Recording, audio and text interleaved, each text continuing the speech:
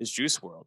Obviously we've talked about Juice World. I can't remember. Were we recording when his death was announced? Was that him?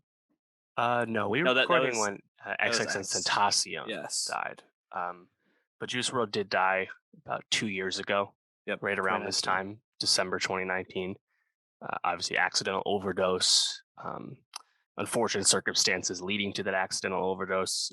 It's not even like, say, Mac Miller's death. It's more of like a case of trying to avoid the cops, like it's a really shitty situation. And anyway, Juice has been gone 2 years. We have a documentary, Juice wrote Into the Abyss, coming out on HBO Max later this week, the last HBO Ringer Music Box documentary.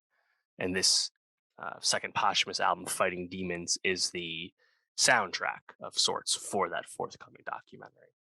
And as I said, second posthumous album from Juice. We just had the second posthumous album from Pop Smoke, and clearly that was a step in the wrong direction as the material has fizzled away.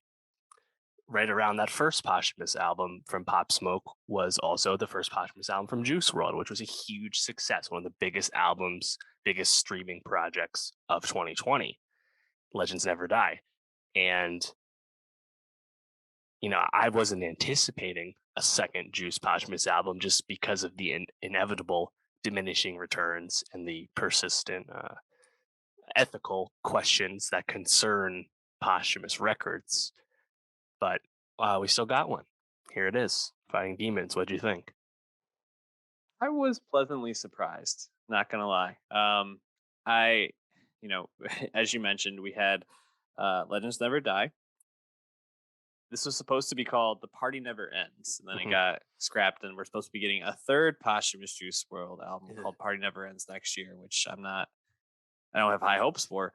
But I think what I liked most about this was a lot of these songs did not have features, so they felt like at least somewhat probably what he was going for in terms of the songs, so that it felt a bit more maybe genuine or in line with what you hope Juice was trying to make with these songs.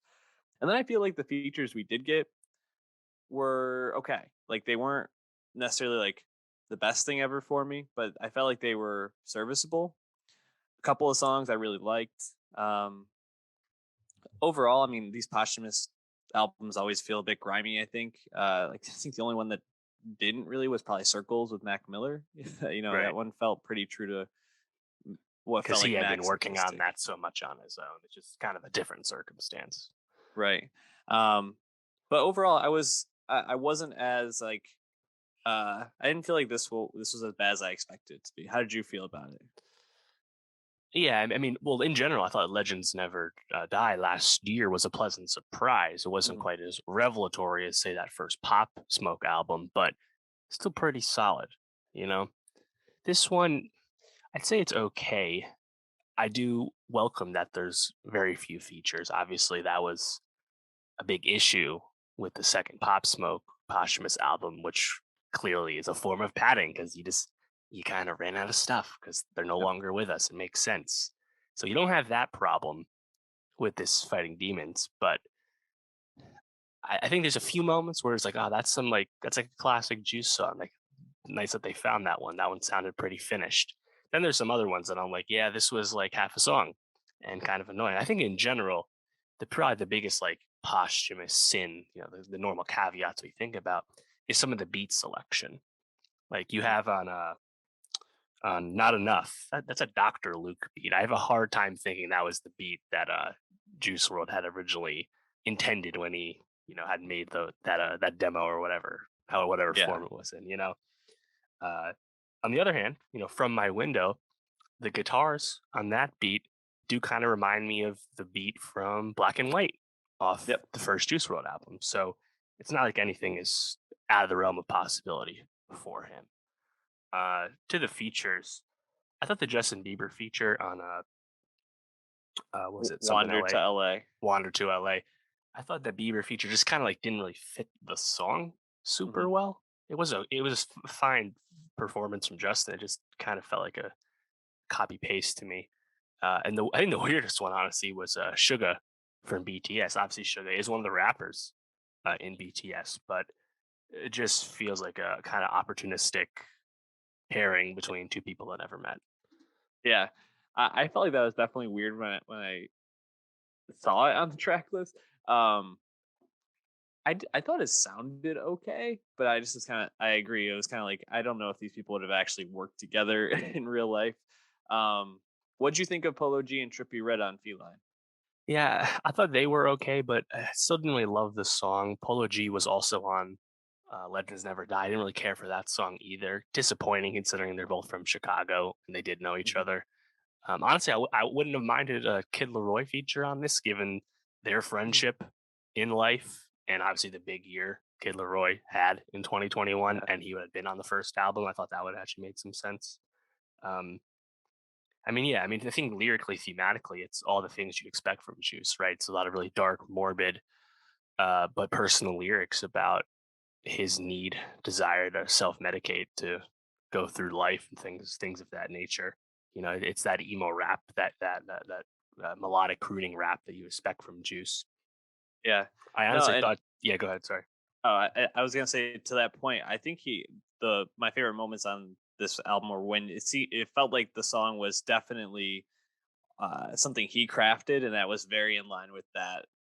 Like my probably my favorite track off this is "Feel Alone," which is just like very sing songy, but I feel like you can really feel the emotion and lyrically a pretty like deep song. You know, talking about some of his demons, but also like wrestling with like love and loss and um, I think that's probably the thing I took away most from this was if I felt like I got a little bit more about Juice World as a person from this album, or at least whatever they Mm, were trying to get across. And what I think they're probably going to try to show in the documentary coming out later this week about him struggling with mental health issues, wanting to be a leader in that sphere for Black men and other Black people to be able to talk about mental health and right. emotions and his struggles. I, to that point though, I wanted to ask you how you felt about Eminem kind of showing up and talking about his struggles with addiction. Yeah, so I believe the moments of Juice talking were cut from a Billboard interview Juice gave in March 2019. Cool to see that reused. I think that's an effective form of interlude for an album like this. I honestly really like the Eminem Me too. spot there. Made complete sense. Uh, shows the other side of this thing when you're a superstar, just completely lost in the abyss like this. And Eminem luckily was able to find his way out of that, as everyone knows, because it happened so publicly. But that wasn't like a quick hitter either. Like Eminem really like talked about it for like a minute and a half or something. I thought that was uh, it's tough to hear, but it's also nice to hear from Eminem. And That he's not that like I haven't been high in Eminem's music for quite some time, but Juice had been used on one of the recent Eminem albums, so it's nice to see Eminem kind of like return that favor on this. Yeah, totally. And I thought it was the best thing we've heard from Eminem on one of his albums in a very long time. Yeah. So I thought it was great. Um, so I cut you off before. What were you going to say? Oh, I don't even remember at this point Oh, now. okay. I say my favorite song on this is "Already Dead," which was the first single. That feels and sounds like a completely finished song. Very Juice, very reminiscent, and the lyrics, him literally talking about how he's already dead, obviously really on the nose. Kind of reminds me of on the last posthumous album where Juice was saying, I forgot the song, he was saying, I know my lyrics changed you. Once again, just kind of speaking directly to his ardent fans. On the other side of things, I thought Go Hard, Doom, and was it Prime? What was that song called? Go Hard, Doom, and yeah, and Rockstar in his prime. I thought all those hooks were really poor and an example of what an unfinished posthumous snippet being made into a song after death sounds like. The verses on Rockstar's Prime, not too bad, but those hooks in particular, like I think, are great examples of what can go wrong when you just don't have enough to really finish the song. But overall, I don't think this is nearly as bad as that second pop album, which was an abomination, honestly. Yeah, I think in some respect, outside of those posthumous albums, I feel it's like a cash grab. I think people are starting to take a little bit more care with these and trying to be a little bit more true to the artist. I think obviously the reception to Circles probably gave a good blueprint for how to try to go about it. I mean, obviously, you're not going to always have it where the artist is working on a concept album like that or have a concept for an album similar to Mac had for Circles. But I think it seems like, or and this might just be totally anecdotal, but it feels like they're getting a little bit better the posthumous albums. So let's hope.